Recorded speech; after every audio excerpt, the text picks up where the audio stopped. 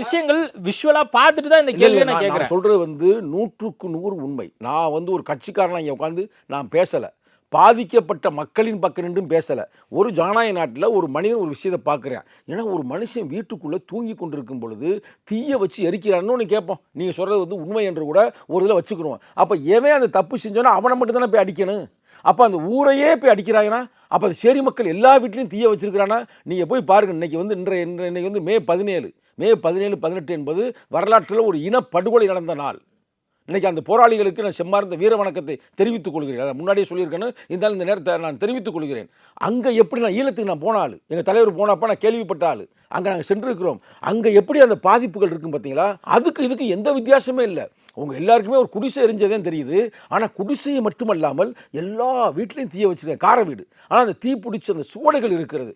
அப்போ நீங்கள் சொன்னது ஒரு வரை உண்மை என்றால், ஏன்னா மனித இயல்பில் எப்படியுமே நடக்கலாம்ல, அதை தீர விசாரிக்கணும்ல, அது உண்மை என்றால் அப்போ அதை செஞ்சவன் யாரோ அவனை மட்டும் தானே போய் அடிச்சிருக்கணும். அப்போ அந்த சேரில் இருக்கிற அனைத்து மக்களையும் அடிக்கிறார்கள் என்றால் இது முழுக்க முழுக்க திட்டமிட்டு ஒரு மாபெரும் சாதிய கலவரத்தை உருவாக்க வேண்டும், திராவிட முன்னேற்ற கழகத்திற்கு ஒரு கெட்ட பெயரை உருவாக்க வேண்டும் என்று திட்டமிட்டு நடக்கப்பட்டிருக்கிறது.